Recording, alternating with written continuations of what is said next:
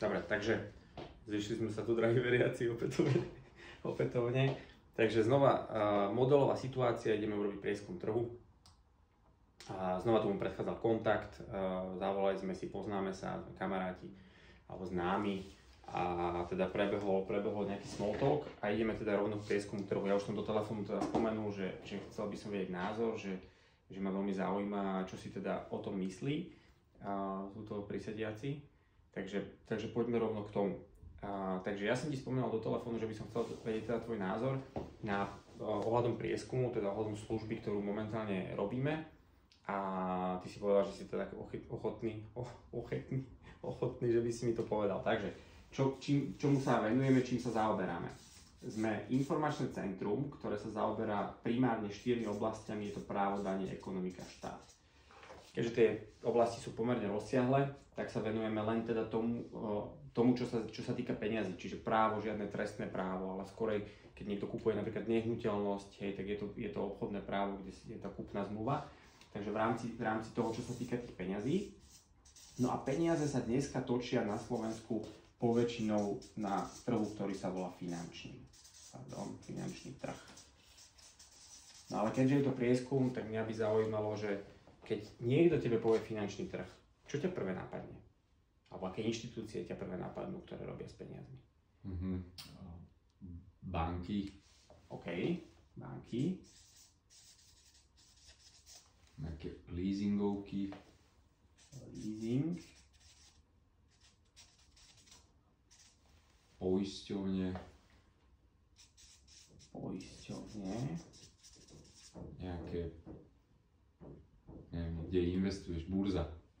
Dobre, burza, alebo môžeme dať ešte lomeno, teda investuješ v správcovské spoločnosti.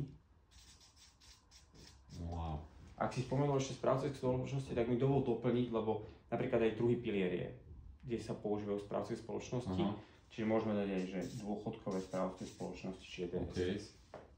Dobre. Wow. Ešte? Vidie ti to zatiaľ veľmi dobré, až som prekvapený. Ale nie, to bolo pochvala. Dobre, tak ja odchádzam. No, asi niečo ešte, nejaké štátne inštitúcie, ktoré sa zaoberajú financiami. OK, môžeme dať takto všeobecný štát. A pod to môžeme dať daňový úrad, zdravotné poisťovne a tak ďalej. Čiže teoreticky môžeme dať aj trošku postavené, lebo teda oni regulujú aj ten finančný trh. Hej. Dobre, takže toto máme, tých inštitúcií je tam naozaj veľa, teda ty si veľmi dobre vymenoval veľa poisťovní, veľa tých inštitúcií, čo je super. Ale primárne tieto komerčné spoločnosti majú niečo spoločné. Podľa teba, na čo sem prišli? Čo je ich taký primárny cieľ? Zarobiť peniaze. Čiže chcú zarobiť. Alebo teda chcú zarobiť, čiže dosiahnuť nejaký zisk a ten zisk od koho chcú zarobiť vlastne tie peniaze, alebo na čom oni zarábajú? Na produktoch, ktoré ponúkajú. Ktoré si kupujú väčšinou teda ľudia bežní od nich. To znamená, že v podstate od toho bežného človeka. Hej, že... To je človek hento? Áno, že to sú dve nohy, dve ruky, to je akože to je vozík. Dobre, tak je to človek, ideme ďalej. To je človek, ešte môžem dokresliť rodinku. To je malý človek, to je druhý človek. OK. Dobre, čiže to je taká klasická rodinka, hej? Dobre, čiže od tých ľudí chcú väčšinou teda zarobiť a keď to tak zhodnotíme, tie banky, poisťovne, sú to ziskové inštitúcie, že zarábajú dosť alebo málo? Čo myslíš, majú sa asi dosť, inak by nerobili to, čo robia. Jasné. Čiže majú celkom dostatočný ten zisk. No a teda prvá otázka taká, že ak by z toho zisku tých inštitúcií sa trošku ukrojil, že sa ten zisk trošku posunie, že by existovala služba, ktorá by dokázala z toho zisku dostať nejakú časť na stranu ľudí. Samozrejme nie všetok, lebo potom tie banky by nefungovali a nemali by prečo to robiť. Ale časť toho presunúť na tú stranu tých ľudí. Bola by to dobrá služba? Určite, no. Určite áno. Dobre. Čiže to bola také všeobecné. Keby sme si dali taký konkrétny príklad, hej, že podľa teba najčastejšie využívaný produkt v banke. Aký je? Účet, bežný účet, hej? No. Bežný účet. Dobre, na margo toho účtu. Platia tam ľudia nejaké poplatky a naopak zarobia niečo na tom účte? No platia tam poplatky asi, druhá väčšina a zarobia asi nie, no. Asi niečo málo úplne. Dobre, a zase, ak by existovala informácia, ako získať bežný účet úplne bez poplatkov a s nejakým výnosom, o 100% vyšším výnosom, aj tak je to stále málo, ale proste stále by tam bol nejaký vyšší výnos, ako tam je momentálne. Bolo by to dobrá informácia pre tých ľudí? Určite. Určite. Dobre.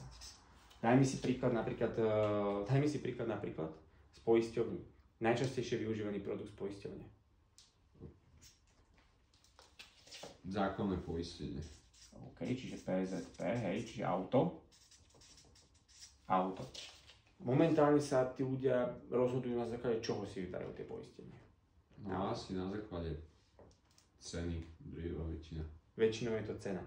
A to znamená, že predpokladám, že asi to najlacnejšie si väčšinou vyberajú, že keď je to cena, že asi neberú to najdrahšie. A tým pádom, že je ale napríklad to poistenie, keď je najlacnejšie, aj dostatočné? Alebo pokrýva to, čo by malo pokrývať? Čo si myslíš? Tak to najlacnejšie nebýva kvalitné. To najlepšie, No. možno. Aj keď zase je pravda, že na Slovensku je zákon, kde to stanovuje, že čo musí zahrňať to PZPčko. A inak by ho to vlastne tá poisťovňa ani nemohla ponúkať, keby nesplnila to zákonom stanovené. Čiže aj to najlacnejšie asi kryje to, čo má kryť. No na druhú stranu, ak ten človek už príde k nejakej tej škode a niečo sa tam stane, a väčšinou aký majú názor tí ľudia potom na to dohadovanie sa s tou poisťovňou? Že všetko prebehne hladko, alebo je tam také, že musím sa naťahovať, je tam trošku opletačiek a tak ďalej? No sú tam opletačky určite, zabije to čas. OK. Dobre, a teda ak by existovala služba, ktorá by toto dokázala vybaviť za nich? To by bola pecka, to by bolo super, no. To by bolo super, OK. Dobre. Taký druhý pilier. Čo myslíš v rámci druhého piliera? Ľudia... Ja neviem, čo to je. To som sa presne chcel opýtať. Hej, to je prvá otázka, že či ľudia vlastne vedia, čo je ten druhý pilier. Čiže ty sám si povedal, že ani veľmi nie. Bola by pre ľudí zaujímavá informácia, ako si môžu zobrať nejaké peniaze naspäť od štátu? No to áno, ale ja neviem, čo to je. Čo to súvisí s tým druhým pilierom, No. hej, že presne. No tak to je presne to, že druhý pilier je v podstate, dalo by sa povedať, že akým spôsobom si človek môže z tých odvodov, ktoré on platí, zobrať nejaké peniaze naspäť od štátu. Že dneska, ako nechcem ísť do nejakých čísel, nie je to úplne predmetom tohto, ale je to v podstate prostriedok toho, ako si zoberiem z toho, čo ja ako zamestnaný človek platím do sociálneho poistenia alebo platí za mňa zamestnávateľ, tak ja si môžem na svoj vlastný účet zobrať nejaké peniaze naspäť. Hej. Čiže prvá napríklad informácia, mali by o tom vôbec ľudia vedieť, že čo to vlastne ten druhý pilier je? No minimálne nejakú základnú informáciu asi, aby sa vedeli rozhodnúť, či áno alebo nie, tak asi áno, no. Tak asi by mali vedieť. A zase, už keby základná informácia, že aby sa vedeli rozhodnúť, tak mali by k tej základnej informácii dostať aj nejakú, že OK, tak aké pozitíva to má pre mňa a naopak aké negatíva to má pre mňa, čiže plusy, No to minusy. určite, áno. A čiže keby bola zase taká informácia alebo služba, ktorá by toto dokázala priniesť, tak asi by to bola zmysluplná vec. Jasné. Dobre, super. No a keby sme to teda tak zhrnuli, tak v podstate napríklad aj ten štát, čo tu máme, tak v rámci toho štátu, ten štát dá sa povedať, že nám zabezpečuje to, že človek sa už v dnešnej dobe v podstate nemôže vyhnúť tomu finančnému trhu. Hej, my sme tuto ľudia v strede toho finančného trhu a už len keď sa človek, alebo teda dieťa narodí, tak automaticky niekto mu musí vybrať zdravotné poistenie. To znamená, že ide na ten finančný trh. Hej. Automaticky, keď si kúpim auto, už proste musím ho nejakým spôsobom poistiť.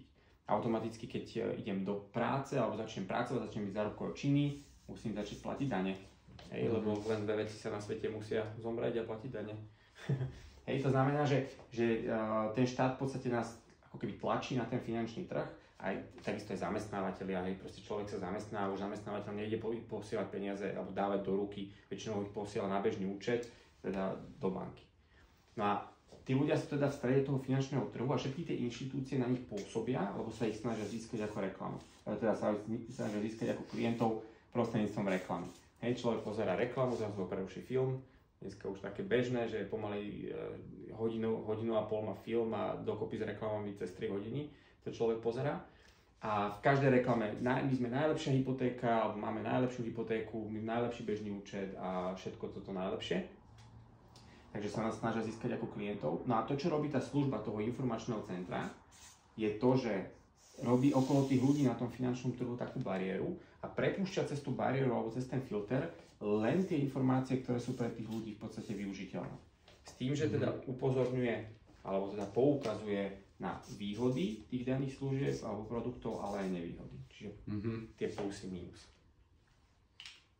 OK, takže keď je to zrozumiteľné, dobre som to z tvojho pohľadu? Myslím, že hej, no. Výborne. Tak keď to môžeš také krátke hodnotenie, že čo si o tom myslíš? Je to dobré, zlé, využiteľné, menej? Aký máš na to názor? Pokiaľ to poukazuje na plusy aj mínusy, tak je to využiteľné. OK. A keď sa ťa opýtam, v minulosti niekedy predtým si sa stretol s takouto službou? Máš s tým nejakú skúsenosť? Asi ani nie. Asi nie ešte doteraz. Dobre. A keď je to teda podľa teba využiteľné a dal by som ti na výber, že nejaké možnosti, ako to využiť. Hej, že ktorú by si teda vybral. Za prvé, keby si mal možnosť to využívať aktívne, to znamená, že podieľať sa na šírení tých informácií, hej, že zistíš, že tie informácie sú naozaj kvalitné a teda chcel by si ich ďalej šíriť a zarábať sám sebe nejaké peniaze. To je jedna možnosť. Druhá možnosť je pasívne ako klient, to znamená, že nechceš zarábať na tom, že šíriš tie informácie, ale len že tým, že ich sám pre seba využiješ. Tretia možnosť je typer, to znamená, že OK, nemám na to toľko času aktívne šíriť tie informácie, ale poznám ľudí, ktorí by to využili, takže môžeš teoreticky odporúčať. Alebo po štvrté, je to dobrá služba, ale ja ju momentálne neviem využiť nejako. Pre mňa nič. A ktorú možnosť by si vybral? No, ako pre seba určite. OK, čiže pasívne. Pre seba určite si viem predstaviť minimálne ten druhý pilier, čo sme sa rozprávali. A možno keď sa dozviem viac, tak si viem predstaviť, že by som na tom aj zarobil. Dobre, tak tu si dám ešte takú poznámku, že aby sme ten výsledok toho prieskumu. Dobre, no a keď ťa primárne teda zaujíma ešte toto pasívne, tak ja ti napíšem len taký proces toho, ako tá služba vlastne funguje. Čiže my sme tu v podstate absolvovali taký, že prieskum, áno? Teda sme sa zistili nejaký názor. No a keď človek si vybere takto, že pasívne z toho prieskumu, tak pokračuje to. Volá sa to, že analýza, kde sa vlastne spíše, o aký typ informácií v podstate by si mal možno záujem. To znamená, že či ťa zaujíma niečo v rámci bank, poisťovní, aké kategórie spomenul ten druhý pilier. Čiže to sa tam spíše, my to zaznamenáme a na základe tej analýzy sa pripraví vlastne plán. To znamená, že vyhodnotenie toho, akým spôsobom konkrétne vieš tie informácie využívať a zároveň aj tie konkrétne informácie, že keď urobím toto, dostanem z toho toto, alebo keď urobím toto, ušetrím toľko. Hej. Do tohto momentu je to absolútne nezáväzné. Čiže ty si teoreticky vieš vypočuť aj tie informácie, ktoré môžeš využiť a potom povedať, že OK, zaujímavé, ale neriešim to ďalej.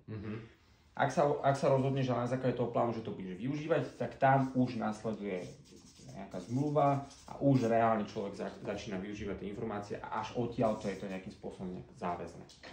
Jasné. Dobre? Okay. Čiže keď to takto môže byť, tak jediné, čo by sme ešte mali teda doplniť, je si nejaký termín, kedy by sme tú analýzu mohli zbuchnúť. Takže kedy by ti to vyhovovalo asi priebehu budúceho týždňa ideálne? No, v útorok. Útorok. Dobre. Teším, že máš taký prehľad, takže dajme si, že Láco, útorok, a kedy, do obeda alebo po obede? Po obede a do 16. robím. Po obede, čiže tým pádom dáme, že hneď po robote alebo na nejakú 18. až? Dajme tak o 17. Výborne. Útorok 17.00 a teda už nachystám tú kávu. Hej, že aby to už bolo. Dobre. Výborne. Dobre, super, tak veľmi pekne ďakujem za názor, za čas a vidíme sa útorok o 17. Dohodnuté.